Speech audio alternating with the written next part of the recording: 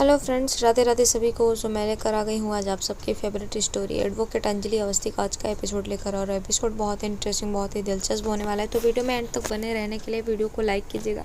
Channel पर नए हैं चैनल को सब्सक्राइब कीजिएगा, बेल आइकन को प्रेस करना ना भूलिएगा फ्रेंड्स, ताकि ऐसे इंटरेस्टिंग वीडियो मैं आपके बीच में लेके आती रहूँ। तो फ्रेंड्स, आज के एपिसोड में आप देखने वाले हैं कि यहाँ पर जो अंजलि होती है वो जैसे ही कमरे में आती है तो यहाँ पर जो पद्मा होती है वो उससे बोलती है कि अच्छा हुआ कि इससे अच्छा होता कि तेरी शादी हो जाती और तू अपने ससुराल चली जाती। तभी वो बोलते हैं कि लेकिन हुई तो नहीं ना। तो वो बोलते हैं हाँ, पर मैं कल ही की शादी करवा दी मैंने, तो कल ही अब उस घर की बहू है। तभी बोलते हैं हाँ, कल ही की तूने नकली शादी करवाई। तो बोलते हैं मतलब नकली शादी। तो वो वहाँ पर बताती है कि हाँ वो नकली शादी थी, क्योंकि तो वो बोलते हैं कि वेद ने सबके सामने उसके मांग में सिंदूर भरा था कली के, तो वो नकली शादी कैसे हो सकती है पद्मावशी। तभी पद्मा बोलती है कि हाँ वो शादी नकली थी, क्योंकि मैंने वो जो सिंदूर पहना था वो नकली था, मैंने उसे नकली सिंदूर दिया था। तो वो बोलती है आपने जो किया वो ठीक नहीं किया, लेकिन कुछ भी हो मैं नहीं मानती, और अब कली ही उस घर की बहू है। तो यहाँ पर वो बोलते हैं कि और वेद का क्या, वेद तुमसे बहुत प्यार करता है, तुझे क्या लगा, तेरे रिश्ते का क्या। तभी वो बोलते हैं कि मैं कुछ नहीं जानती पद्मावती, आपने जो किया वो ठीक नहीं किया, पर अब वो उस घर की बहू है और उसको ही उस घर में रहना होगा। तो यहाँ पर वो वेद को जैसे ही फ़ोन लगाने जाती है पद्मा बताने के लिए सारी सच्चाई, तभी वो फ़ोन पकड़ लेती है और बोलते हैं कि फ़िलहाल ये सब छोड़िए और किसी को पता नहीं चलना चाहिए, और ये बताइए कि माँ की पुरानी फाइलें कहाँ हैं, पद्मावती बताइए।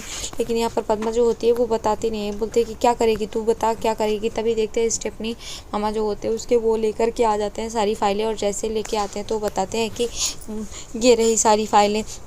और वो बताते हैं कि ये सारी फाइलें वो कबाड़ी वाले को बेचने जा रहे थे, और इसलिए मैंने इसको उठा करके रख दिया, और सालों से ये मेरे पास पड़ी थी। मुझे लगा था कि ये कभी ना कभी किसी न किसी दिन काम आ जाएगी। और ये सारी फाइलें तेरी माँ के हैं, जिसमें कि उन्होंने शुरू से लेकर आखिरी तक जो भी केस लड़ा है इसमें वो सब है, और इसमें वो सारे लोगों के खिलाफ है। और वो आखिरी भी फाइल इसी में है जिसकी वजह से तुम्हारे माँ की ये हालत हुई थी जिस केस को लड़ रहे थे। तभी देखते हैं कि आरती जो होती है देखती है सारे केस को, और उसमें एक फ़ाइल पड़ी होती है जिसमें कि पद्मा का नाम लिखा होता है, और पद्मा की वाली फ़ाइल जो होती है वो उठाती है और उठा करके सब इन्वेस्टिगेशन करते हैं। और तभी देखते हैं कि वो जो पंकज पुरोहित होते हैं उसके पास फ़ोन लगा देती है, और वो उनसे जानकारी लेते हैं और बोलते हैं कि आप बताइए कि मेरे पापा की मौत कैसे हुआ था, अमन सिंह राजपूत के मर्डर हुआ था। और वो जानकारी लेने के बारे में सोचते हैं और बोलते हैं कि आप ही इन्वेस्टिगेशन कर रहे थे, आप बताइए मुझे। तभी बोलते हैं आप बोल कौन रहे हैं। तो वो पूछते हैं, और तभी देखते हैं कि जो आरती होती है वो बोलती है कि क्या बताऊं। तभी वो बताती है अपने बारे में कि मैं अमन सिंह राजपूत और अंजलि सिंह राजपूत की बेटी बोल रही हूँ। तभी वो बोलते हैं कि वो तो मर चुकी थी ना। तो वो बताते हैं कि नहीं, वो उन दोनों की बस बदनसीब बेटी मैं ही हूँ, मैं ज़िंदा हूँ। तो वो पूछते हैं कि ये तुम अग्निशिखा की बेटी हो। तभी बोलते हैं हाँ मैं उन्हीं की बेटी हूँ, आप यही नाम से बुलाते थे ना। आप बताइए मुझे कि कैसे हुई मेरे पापा की हत्या, किसने किया ये सब, मुझे बताइए। तो यहाँ वो जानने की कोशिश करते हैं। तभी वो बोलते हैं कि देखो मुझे नहीं पता, मैं जब इन्वेस्टिगेशन कर रहा था तो मुझे कुछ ऊपर से आदेश मिला था। तभी देखते हैं कि वो बताते हैं कि हाँ मुझे ऊपर से आदेश मिला था और मैं इस केस से हट गया था। तभी वो बोलते हैं कि नहीं आप बताइए कौन है मेरे पापा का गुनहगार, किसने मेरे पापा के मर्डर किया था। और कुछ लोगों का तो मुझे पता चल चुका है कि राघव सिंह राजपूत थे, चंद्रभान ठाकुर, युवराज ठाकुर, और इन सब का तो मुझे पता चल चुका है। इन्हीं में से कोई एक तो होगा, अभय सिंह राजपूत कोई तो होगा इसमें से, और किसी ने तो किया ही होगा। मैं पता लगा करके रहूँगी मेरे पापा का गुनहगार कौन है, और मैं उसे सज़ा दिला कर रहूँगी, उसे मैं सज़ा दिला कर ही रहूँगी। और वो बार बार बोलते हैं कि लेकिन आपको तो पता ही होगा ना, आप इनमें से कोई तो होगा, आप मुझे नाम बताइए, आप इन्वेस्टिगेशन कर रहे थे तो आप बताइए मुझे। तभी वो बोलते हैं कि नहीं मुझे इस बारे में कुछ पता नहीं है। जैसे मैं छानबीन करने की कोशिश कर रहा था और मैं जानकारी ले रहा था, तभी मुझे ऊपर से आदेश आया जिसकी वजह से मैं केस से हट गया और मुझे कुछ पता नहीं चला। तभी बोलते हैं कि कौन किया था ये, मेरे दादा ने किया होगा या फिर चंद्रभान ठाकुर, बताइए आप मुझे बताने की कोशिश कीजिए। वो बार बार कोशिश करने के लिए बोलते हैं और उनसे पूछने की कोशिश कर रही होती है। तभी देखते हैं कि वो बोलते हैं कि क्या मेरे दादाजी थे, क्योंकि उन्होंने मेरी माँ के खिलाफ़ केस लड़ा था, तो आप मुझे बताइए कि उन्होंने ऐसा क्यों किया था। और वो जानने की कोशिश करती है पूरी आरती, क्योंकि आरती को अपनी माँ को इंसाफ दिलाना है, तो वो बार बार कोशिश करते हैं। लेकिन यहाँ पर देखते हैं कि वो जैसे ही बताने की कोशिश करते हैं पंकज पुरोहित, तभी देखते हैं कि यहाँ अंजलि के पापा जो होते हैं गणेश अवस्थी, वो वहाँ पर पहुँच जाते हैं। और जैसे ही वो पहुँचते हैं तो वो हाथ जोड़ने लगते हैं, और तभी देखते हैं कि पंकज पुरोहित जो होते बताते बताते फ़ोन काट देते हैं। यहाँ आरती बोलती है कि ये इन्होंने फ़ोन काट दिया, क्या हुआ, किस वजह से इन्होंने फ़ोन काटा, और वो सोचने लगते हैं। तभी देखते हैं यहाँ पर दूसरी तरफ की गणेश अवस्थी जो होते हैं हाथ जोड़ते हैं। तभी वो बोलते हैं कि आप अंजलि के पिता हैं ना? तो वो बोलते हैं हाँ मैं ही अंजलि का पिता हूँ।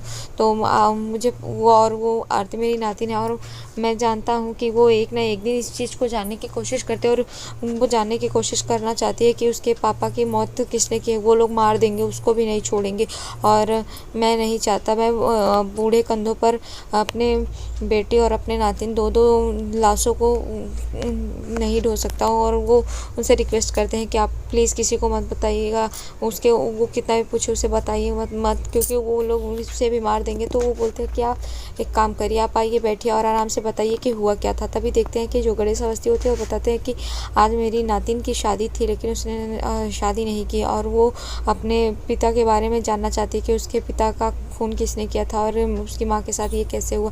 पर मत बताइएगा, आप कुछ भी मत बताइएगा। वो रिक्वेस्ट करते हैं और रोते हैं कि अगर आपने कुछ भी बताया तो उसकी जान को खतरा है, वो लोग उससे भी मार देंगे। तभी वो बोलते हैं कि ठीक है, मैं तो कुछ नहीं बताऊंगा, लेकिन मैंने उसकी आवाज़ में देखा है कि वो उसकी आवाज़ में वो बुलंदी है, और वो एक ना एक दिन इस चीज़ को पता लगा कर ही रहेगी, और वो पता लगा कर ही मानेगी कि उसके पिता का हत्यारा कौन है। और तभी वो बोलते हैं कि हाँ।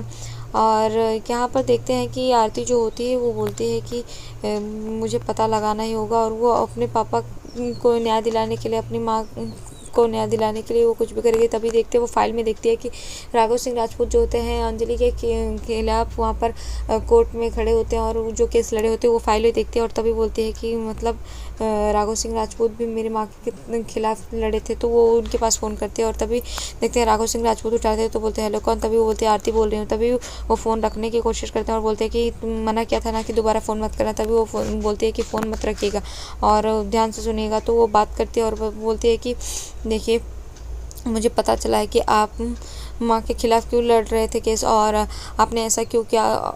वो तो आपके घर की बहू थी ना, अमन सिंह राजपूत की पत्नी थी ना, तो आपने ऐसा क्यों किया। और वो बार बार बोलते हैं कि आपने जो किया वो सही नहीं किया, और जानने की कोशिश करते हैं। तभी देखते हैं कि वो बोलते हैं कि मैं अपनी माँ को तो इंसाफ दिलाकर ही रहूँगी, और उनको न्याय दिलाकर ही रहूँगी। और यहाँ पर जो राघव सिंह राजपूत होता है वो बहुत गुस्सा करता है और फ़ोन काट देता है। यहाँ देखते हैं अंजलि जो होती है वो व्हीलचेयर पे बैठी होती है। तभी देखते हैं कि आरती जो होती है वो जाती है और बोलती है कि माँ, मैं आपसे वादा करती हूँ कि मैं आपको आपका अधिकार दिलाकर रहूँगी, और अपने पापा के गुनहगार को सज़ा दिलाकर ही मानूंगी, और आपको आपका अधिकार दिलाऊंगी, और आपको उस घर में वापस लेकर जाऊंगी।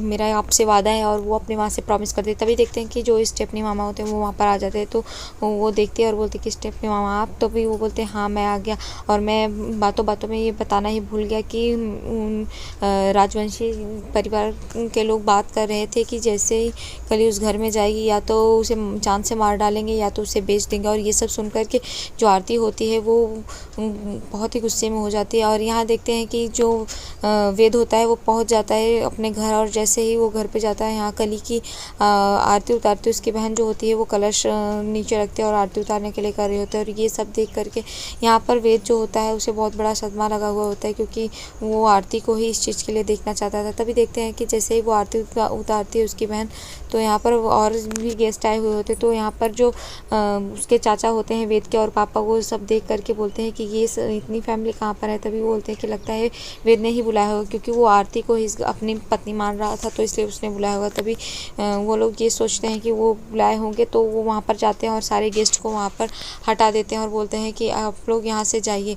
और जैसे ही वो लोग को डांट करके वो भगा देते हैं, तभी देखते हैं कि जो वेद के पापा होते हैं वो वहाँ पर आते हैं और वो कली को बोलते हैं कि तुम क्या सोची हो, तुम इस घर की बहू तो बन, कोई औकात नहीं है इस घर की बहू बनने का। और वो उसे भला बुरा कहते हैं। और यहाँ पर देखते हैं कि वेद जो होता है कुछ नहीं बोल रहा होता है। तभी वो उसको इस चीज़ के लिए डांट रहे होते हैं। और यहाँ पर तो आज के एपिसोड में इतना ही फ्रेंड्स, मिलते हैं आपसे नेक्स्ट एपिसोड में, जहाँ पर कली को बचाने के लिए वो वहाँ पर जाती है और वेद के यहाँ और कुछ गुंडे होते हैं जो सामना करते हैं। तभी देखते हैं कि वेद जो होता है वो बोलता है कि आरती को कोई भी हाथ नहीं लगाएगा, और आरती जो है वो कली का हाथ वेद के हाथ में देकर के उसे प्रॉमिस देती है। तो नेक्स्ट एपिसोड में ऐसा दिखाया जाएगा फ्रेंड्स। तो वीडियो पसंद आए तो प्लीज़ वीडियो को लाइक कीजिएगा। तब तक के लिए bye bye, Radhe Radhe, take care.